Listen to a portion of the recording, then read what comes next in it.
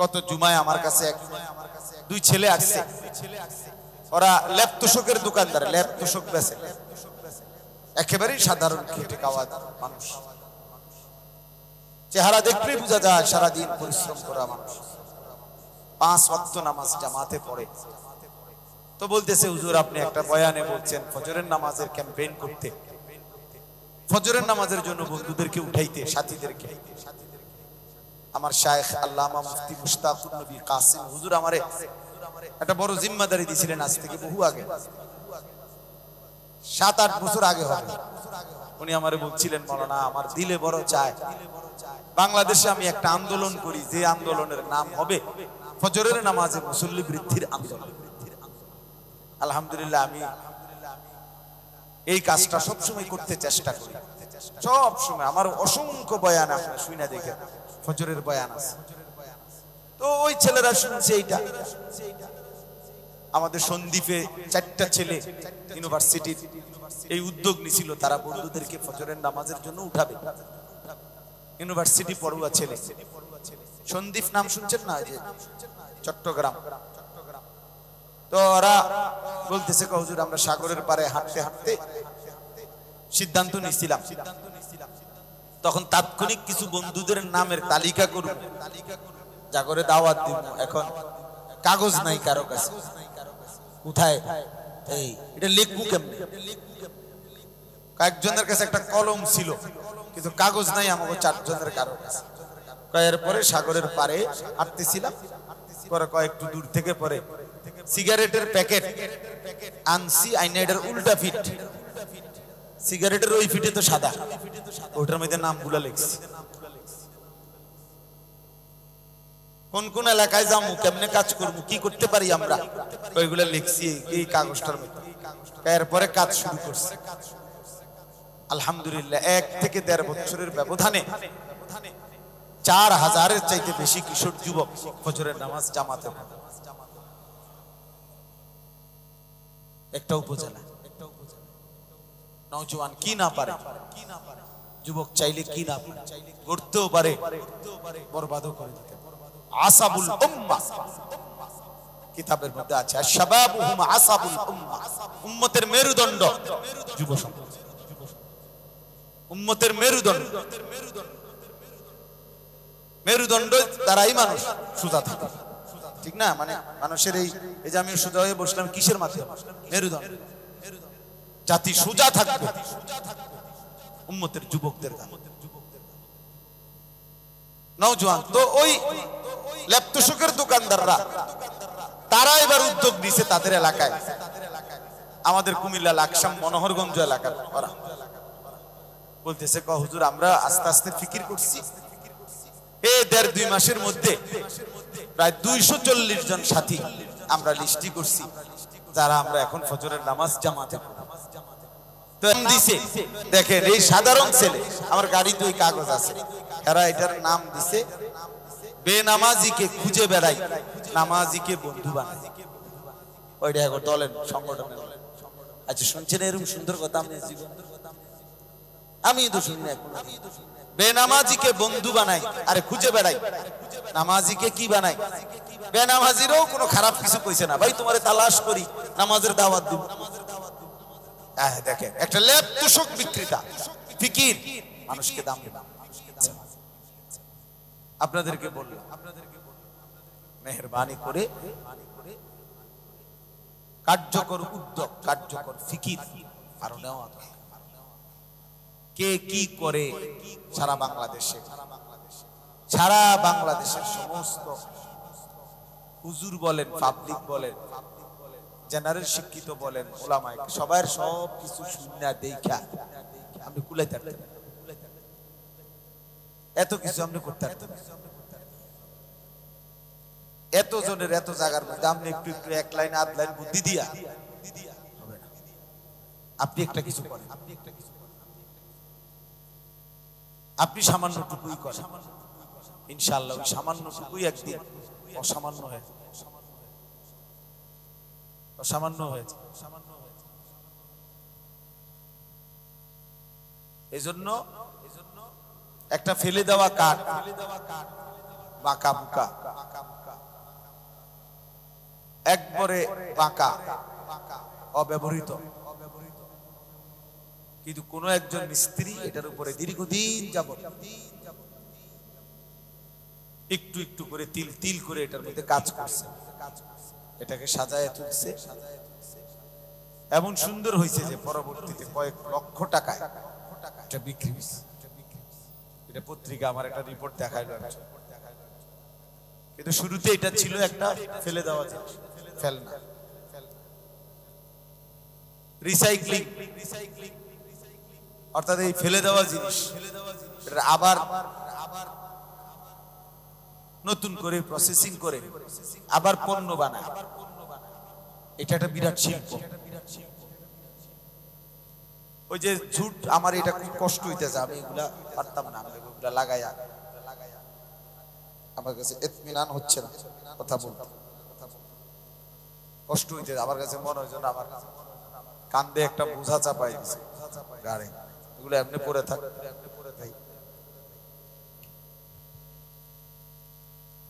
তো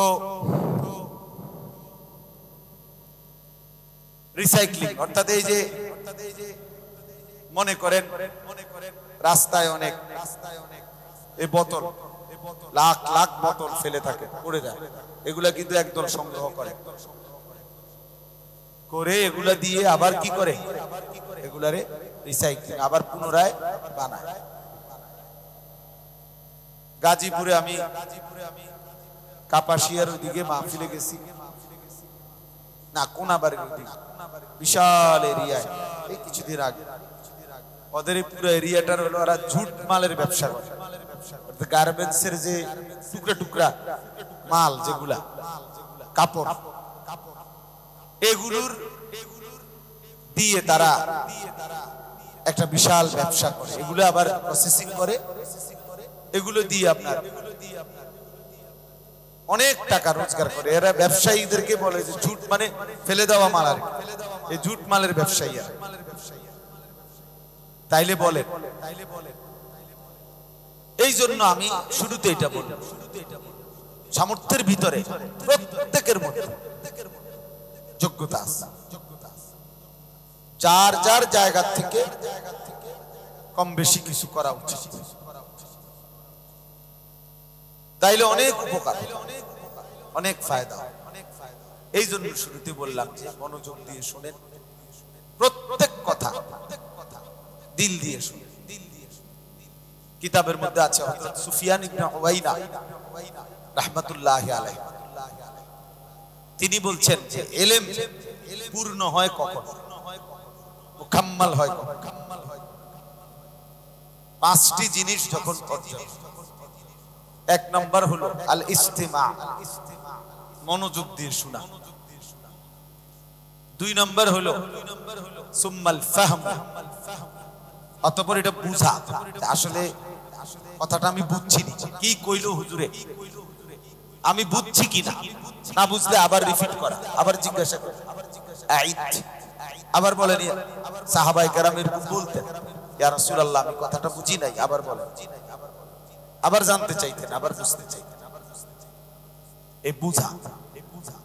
সুম্মাল হিফজ, এরপরে এটার আত্মস্থ করা, মুখস্থ করা, যে আমারে মোটেই কথাটা বুঝি না, নিজের জেহেনে মুখস্থ করা। সুম্মাল আমাল, অতঃপর এটা আমলে পরিণত করা। সুম্মান নাশর, অতঃপর সেটা অন্যের কাছে। এই পাঁচটা যখন একসাথে হয় তখন ইলম পূর্ণ। আগে মনোযোগ দিয়ে শুনতে হয়, এরপরে বুঝতে হয়, মুখস্থ করতে হয়, আমলে পরিণত করতে হয়, অন্যের কাছে পৌঁছাই, তাহলে পূর্ণ ইলম। এই জন্য বললাম এটা খুব জরুরি, খুব জরুরি।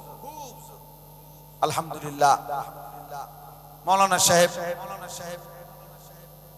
নিজের সবটুকু সামর্থ্য দিয়ে আন্তরিকতা নিয়ে মাদ্রাসা শুরু করেছে। ইখলাস ও তাকওয়া থাকলে আমার শায়েখ আল্লামা মুফতি মুশতাকুর নবী কাসিম হুজুর সবসময় এটা বলে, ইখলাস ও তাকওয়া এই দুই জিনিস থাকবে ইনশাআল্লাহ, অসাধ্য সাধন। মাদ্রাসা দাঁড়ায়, কিন্তু এটা প্রমাণ করতে হবে যে আমি আল্লাহর জন্য করছি। আর দ্বিতীয়ত আমি গুনাহমুক্ত থাকার চেষ্টা করছি। আপনি মাইকে বললে হবে না, স্লোগান দিলে হবে না, আপনার বলা, আপনার কাজ, আপনার চলাফেরা ইখলাস আল্লাহর জন্য কিনা, এটা রবের সাথে যেহেতু এই মুআমালাটা, এটা উনি বুঝে নেবেন। কারণ ইখলাসের মুআমালা তো মাখলুকের সাথে না, আল্লাহ তাআলার সাথে। তা আল্লাহ তাআলা তো ইন্নাহু আলিমুম বিযাতিস সুদূর ইয়ালামু খাইনাতাল আ'য়ুন ওয়া মা তুখফিস সুদূর। অন্তরের শেষ, দিলের শেষ প্রান্তে যে কথাটা আছে, যেটা লুকিয়ে আছে, আল্লাহ তাআলা তো সেটাও জানেন। তাহলে গোটা মাখলুককে ফাঁকি দিলে, বুঝ দিলে হবে কেমন? রবকে ফাঁকি দিবেন কেন? আল্লাহকে ফাঁকি দিবেন কেন? আল্লাহকে ফাঁকি দিবেন কেন? আমাদের এই ভারতীয় উপমহাদেশের উলামায়ে দেওবন্দের শ্রেষ্ঠতম বুজুর্গ আল্লামা শাব্বির আহমদ উসমানী রাহমাতুল্লাহি আলাইহি, তিনি বলতেন আজীবন যে 3 জিনিস সহি হবে। 1 নাম্বার নিয়ত সহি, 2 নাম্বার কাজটা সহি, 3 নাম্বার হলো তরিকা সহি। আমার নিয়ত সহি কিনা, আল্লাহর জন্য কিনা, 2 নাম্বার কাজটা আসলে শরীয়ত সম্মত কিনা, 3 নাম্বার আমি যে পদ্ধতিতে শুরু করছি এই তরিকা, এটা সহি তরিকা কিনা, কোরআন সুন্নাহ অনুমোদিত কিনা। এই 3 জিনিস ঠিক হলে সফলতা আসবে। ফেনী জামিয়া রশিদিয়ার হযরত বলছেন, হযরত মাওলানা মুফতি শহীদুল্লাহ সাহেব দামাত বারাকাতুহু আলী, 3 জিনিস একত্র হবে সফলতা আসবে। 1 হিম্মত, 2 মেহনত, 3 দোয়া। হিম্মত করতে পারবে, পারবো ইনশাআল্লাহ। না আমারে দিয়ে কি কিছু বলি, হ্যাঁ গুনাহগার নালায়েক, না আমারে দিয়ে কিচ্ছু, তো আমাদের দিয়ে হোতাটা শুরু, আপনি শুধু ঘুম যাইবেন আর ওইভাবে মোবাইল টিপবেন, আপনার দিয়ে এই কামটা, আপনার দিয়ে আর কিচ্ছু হবে না। ইচ্ছা করে, মানে এটা বিনয় না, তাওয়াজু, ধোঁকা, তাওয়াজু। হাকিমুল উম্মত মুজাদ্দিদুল মিল্লাত হযরত মাওলানা শাহ আশরাফ আলী থানভী রাহমাতুল্লাহ আলাইহি বলছেন, এটা যদি কাউকে দেখো বলতেছে না গুনাহগার নালায়েক না খান্দা, তুমিও তারে বইলো মুখের উপরে, হ্যাঁ ভাই আসলেই তো গুনাহগার, আপনারও অনেক গুনাহ, আমারও গুনাহ, চলেন মাফ চাই আল্লাহর কাছে, গুনাহ তো আছেই, আসলেও আপনার। তখন কপালের দিকে তাকায় থাকবেন, কপাল যদি কি হয়ে যায়, ভাঁজ পড়ে যায়, বিরক্তি, বুঝবেন এই মূলত তাওয়াজুর নামে মুতাকাব্বির, বিনয়ের নামে অহংকারী। মূলত উনি চাচ্ছে উনি এটা বলবে, আর ওই শ্রোতা, ওই বক্তব্য না না আস্তাগফিরুল্লাহ, আস্তাগফিরুল্লাহ, হুজুর ইন্না লিল্লাহি ওয়া ইন্না ইলাইহি, আপনি যদি এই কথা কন তাহলে আমরা তো না, আহারে দেখছুনি কত আল্লাহ নিজের একেবারে মিটাইয়া দিছে, ধোঁকা বেটা, সংবং করো বেটা, আমরা বুঝি না বেটা, বেতাকাল্লুফ চল, ওমা আনা মিনাল মুতাকাল্লিফিন, কোরআন শরীফের আয়াত। আম্বিয়ায়ে কেরাম বলতেন, নবীরা বলতেন, হে আমার জাতি, আমি তোমাদেরকে যা বলছি এটা তাকাল্লুফকারীদের অন্তর্ভুক্ত নই, আমি লৌকিকতা করে বলছি না, কলিজায় যেটা লালন করি জবানেও সেটা বলতে চেষ্টা করি। মা উরিদু আন উখালিফা, নবীগণ বলতেন আমার কওম, আমি একটি কথাতেও তোমাদের বিরুদ্ধাচরণ করতে চাই না, অর্থাৎ তোমরা করবা আমি করব না, তোমরা ছাড়বা আমি ছাড়বো না, এমন না। যা বলছি তোমাদের জন্য তা বলছি আমার নিজের জন্য। উসিকুম ওয়া ইয়ায়া, উসিকুম ওয়া ইয়ায়া, তোমাদের জন্য ওসিয়ত, আমার জন্য ওসিয়ত। এজন্য ইনশাআল্লাহ আমার অনুরোধ রইল হিম্মতের সাথে, ইখলাস ও তাকওয়ার সাথে ইনশাআল্লাহ মাদ্রাসার উপরে মেহনত করতে থাকেন। সফল হবেন না ব্যর্থ হবেন এটা ভাবারও দরকার নেই। আল্লাহ তাআলা কোরআনুল কারীমে নবীজি সাল্লাল্লাহু আলাইহি সাল্লামকে বলছে, সূরা ইউসুফের মধ্যে এই আয়াত আছে, ওয়ামা আকসারুন নাসি ওয়ালাউ হারাসতা বিমুমিনিন। আল্লাহ তাআলা বলছে, বন্ধু আপনি ভীষণ ভাবে চাইলেও, হারাসতা মানে প্রচন্ড আগ্রহ, হিরস, আপনি প্রচন্ড আগ্রহ যদি করেন তবুও অধিকাংশ লোক মুমিন হবে না। কোরআন শরীফের আয়াত, ওয়ামা আকসারুন নাস, অধিকাংশ লোক ঈমানদার হবে না বন্ধু। এখন নবীজি যদি বলতো আল্লাহ, তাহলে তো বিষয়টা সহজ হয়ে গেল, যারা যারা ঈমানদার হবে না লিস্টিটা দিয়ে দিলে অগরে না বলতাম, তাতে আমার একটা ঝামেলা কইমে আসতো। কারণ যারে দিয়ে কোনো কামে হইতো না, তো তারে শুধু বইলে লাভ কি, আমার তার লিস্টিটা দিয়ে দিলে ভালো ছিল। আমি কাউরে বললাম না, কিন্তু আমি তো জানলাম যে তার কাছে কিনারও গেলাম না। আল্লাহ তাআলা বলছে, না বলুন, আপনি সবার কাছে বলবেন, আপনি সবাইকে বলবেন, আপনি ডাকতে থাকেন। কেন? ওমা তাসআলুহুম আলাইহি মিন আজর। এর পরের আয়াত অর্থ হলো আল্লাহ বলেন, বন্ধু আপনার বিনিময় আপনি তো মানুষের কাছ থেকে নেবেন না, তো অসুবিধা কি? যে আমার মাল চললে, আমার মাল কিনলে কাস্টমার, তাইলে না আমার টাকা পুঁজি লাভ, বিষয়টা এমন না। আপনি তো মানুষের কাছ থেকে বিনিময় নেবেন না, বিনিময় তো দেব আমি আল্লাহ। আর আমি ওয়াদা দিচ্ছি, কেউ গ্রহণ করুক আর না করুক আপনার নেকি সমান সমান। আপনারে যেটা দেউন না এটা দিতে থাকুন। আমার মাল চলুক বা না চলুক এটা আমি মাওলা বুঝি। হেদায়েত কয়জনরে দেবো কয়জনরে দেব না সেটা আমি বুঝি, সেটা আপনার চাপটা না। আপনি বলতে আপনার টামনের দিবেন, মানে আপনার যে নেকি আপনাকে দেব, আপনাকে দেব।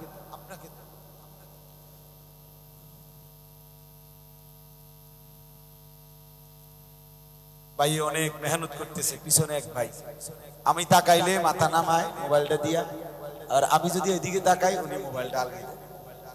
আল্লাহ পাক আপনার মেহনতে বরকত দান করেন, যেন আপনি সাদে উইটা ভিডিও করতে পারেন। আল্লাহ আপনাকে এই হিম্মত দান।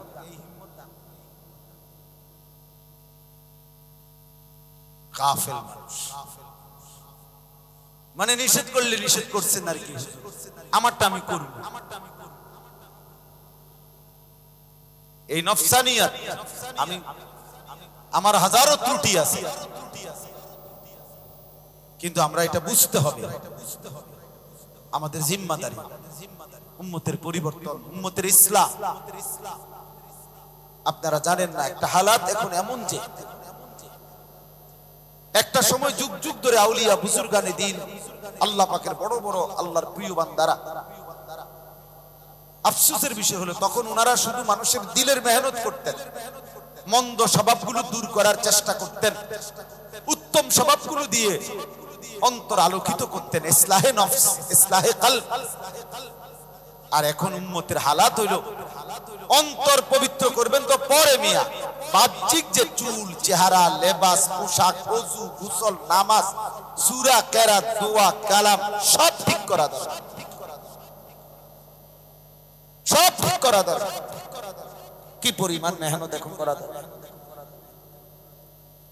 আমি ফেরি রশিদিয়ার হযরতের এই বয়ান করছি, হযরত বলছেন এক জামানা বুজুর্গানে দিন ভাবতেন বাহ্যিক যে সমস্ত আমল, ওযু, নামাজ, সূরা, কেরাত, দোয়া, কালাম, হজ, যাকাত, রোজা, হালাল হারাম, জায়েজ না জায়েজ, এগুলো তো মানুষ নিজ গর্জে ফরজে আইন হিসাবে এমনিতেই জেনে নিবে।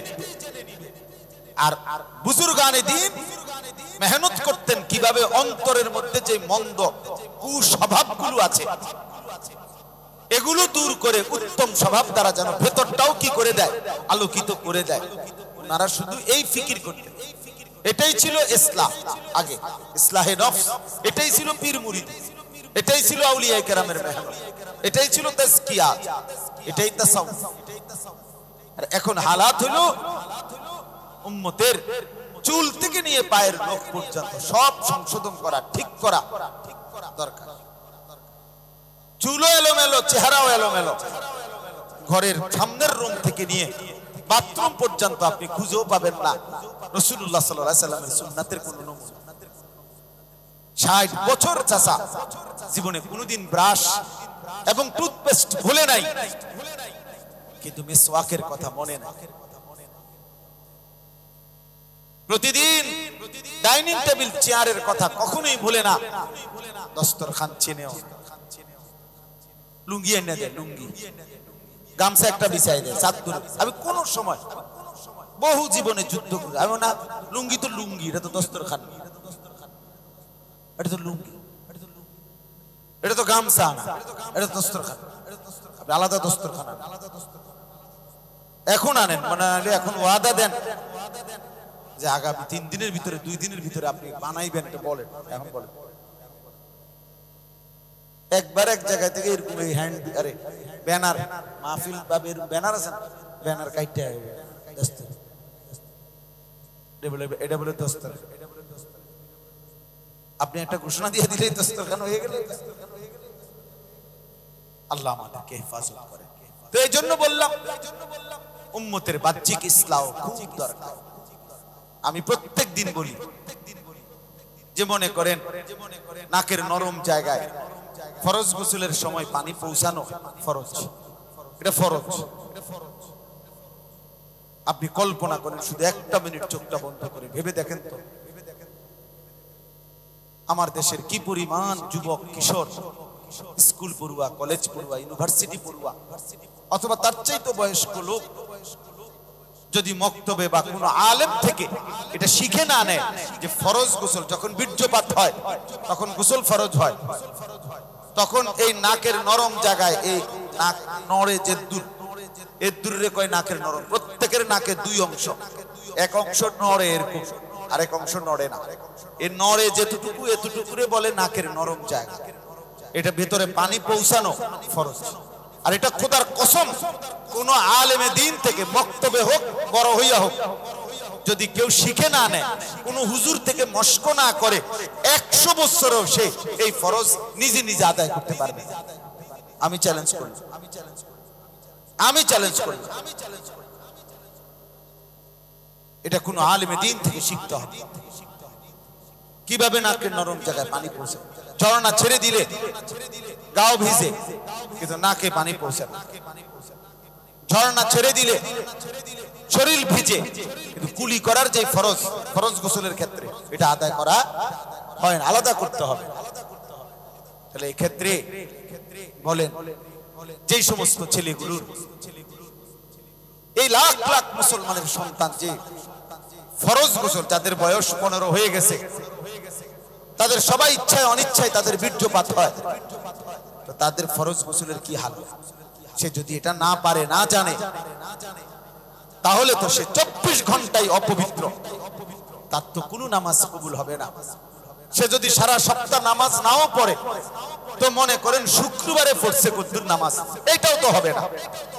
সে যদি কাবা শরীফের ছাদে গিয়ে নামাজ পড়ে, ওইটাও হবে না। কাবা শরীফ যদি তার বাড়িতে নিয়ে পড়ে, তাইলেও তো হবে, হবেনি বলেন কেন? সে তো অপবিত্র, সে তো অপবিত্র। তারে বঙ্গোপসাগর সুবানি দিলেও তো হবে না, সে তো জানতে হবে। আপনার কাছে না মনে হয়েছে এটা ছোট্ট বিষয়, নাকে পানি গদ্দুর দাও, কিন্তু এটার উপরে তো তার পবিত্রতা, এটার উপরে তো তার বাকি নামাজগুলো। এইবার হচ্ছে এক ভদ্রলোক আমারে বলতে, হুজুর আপনারা সব সময় সমস্ত ছোটখাটো বিষয় নিয়ে বেশি নাক গামান, এই সমস্ত ছোটখাটো বিষয় বাদ দিয়ে কত বড় বড় মেজর বিষয় রয়ে গেছে, সেগুলো নিয়ে আপনাদের কোনো ভাব। পরে আমি বললাম, চাচা আপনি মাইন্ড করবেন না, আপনিও হাজী সাহেব মানুষ, আমিও হজে আসছি, আপনি আমারে কুদ্দুর। উনি সাধারণ পাবলিক না, ইসলাম প্রতিষ্ঠার স্বপ্নে বিভোর এমন ব্যক্তি, ইসলাম কায়েমের স্বপ্নে বিভোর এমন ব্যক্তি আপনার। আমি বললাম আপনি কষ্ট করে আমার এটা লিখে দেন, বুঝাইয়া দেন ইসলামের মধ্যে ছোটখাটো বিষয় কোনগুলো আর মেজর বড় বড় বিষয় কোনগুলো। এক, দ্বিতীয় প্রশ্ন হলো এই ভাগটা কে করে দিছে, এটা আমার কইতে হবে। এটা ভাগটা করলো যে এটা ছোটখাটো বিষয় আর এটা বড় বড় বিষয়, এইটা ভাগ করছেন কে? জাতিসংঘের মহাসচিব না আমেরিকার প্রেসিডেন্ট? ভাগ করলো কে? এটা বলে রাসূলুল্লাহ সাল্লাল্লাহু আলাইহি ওয়াসাল্লামের একটি একটি সুন্নাত। এটা ছোটখাটো বিষয় না, এটা ফালতু বিষয়। এক লোক আমার একদিন খুব আফসোস করে চোখের পানি ফেলে বলছিল, সাধারণ মানুষ বলতেছে, কয় হুজুর আমি নামাজের একামত হচ্ছে, আমি পাগড়ি মাথায় দিচ্ছিলাম, এই ভদ্রলোক দাঁড়াইয়া পাশে, উনি বলতেছে এই সমস্ত তেনা বান্দার টাইম এখন নাই, এসব তেনা বান্দার টাইম এখন আর নাই, এখন আরো বহুত কাম বাকি আছে, এগুলা বহুত কাম বাকি থাকলে আপনি নামাজ আইসেন কিনতেন, মা ডিনা কাটবেন, আপনি যেহেতু কাম বাকি রয়েছে আরো অনেক। বলেন কত বড় বেয়াদব! রাসূলুল্লাহ সাল্লাল্লাহু আলাইহি ওয়াসাল্লাম পাগড়ি মাথায় দেয় না, কথা বলেন না কেন? একেবারে বিশুদ্ধ হাদিস, আল্লাহর নবী সাল্লাল্লাহু আলাইহি ওয়াসাল্লাম একাধিকবার তার পাগড়ি মাথায় দিয়েছেন।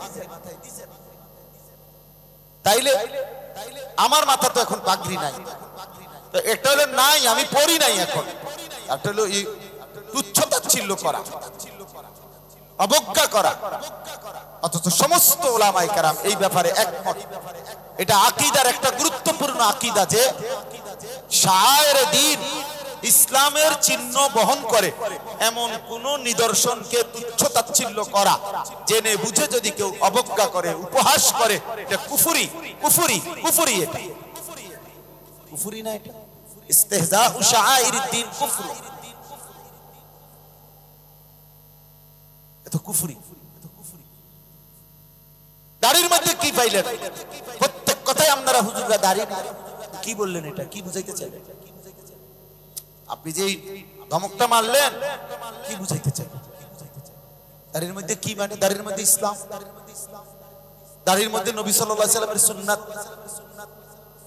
দাড়ির মধ্যে ফিতরাত। আল্লাহ নবী সাল্লাল্লাহু আলাইহি ওয়াসাল্লাম হচ্ছে 10টি জিনিসের মানুষের জন্মগত স্বভাব, ফিতরাত, এর মধ্যে দাড়ি রাখা, এটা তার সুস্থতা। এজন্য দাড়িবিহীন মানুষ অসুস্থ, সাফ কথা, তার শরীরের মধ্যে স্বাভাবিকতা নাই। যেমন মনে করেন এখন প্রচন্ড, এখন গরমের সিজন, এখন যদি কেউ ঠান্ডা লাগতেছে মারাত্মক, বুঝতে গেলে এই লোকের মধ্যে স্বাভাবিকতা নাই, ঠিক না বলেন? হ্যাঁ হ্যাঁ, আপনি রাগ হইলেও কিছু করার, এটাই কথা। ফিতরাত মানে সৃষ্টিগত ভাবে স্বভাবজাত যোগ্যতা, আর এটার মধ্যে দাড়ি রাখা, মুছ ছোট করা, যার মুছ বড় ও অসুস্থ, ও সমস্যা আছে, ওর শারীরিক সমস্যা। যার নখ বড় ওর সমস্যা আছে, ও রোগী। যে নাক পরিষ্কার করে না ওর সমস্যা আছে, যে খতনা করায় না ও স্বাভাবিক মানুষ। এগুলা সব ফিতরাতের অংশ, মানুষের সৃষ্টিগত স্বভাবজাত আশারুম মিনাল ফিতরা, নবীজি সাল্লাল্লাহু আলাইহি ওয়াসাল্লাম। তাহলে যাই হোক, প্রথম আমি খুব লম্বা করতে চাচ্ছি না, জন্য প্রথম কথা আপনাদের কাছে আমার এটা অনুরোধ, আলেম না যারা আছেন আপনারা, আপনাদের কাছে আপনারা আপনাদের জবান একটু হলো খুলেন, প্রত্যেকে প্রত্যেকের জায়গায় নিজ নিজ সামর্থ্য অনুপাতে মানুষকে আল্লাহর দিকে ফেরাবার চেষ্টা করেন। গত জুমায় আমার কাছে দুই ছেলে আসছে, ওরা ল্যাপ তোষকের দোকানদার, ল্যাপ তোষক বেচে, একেবারেই সাধারণ খেটে খাওয়া মানুষ,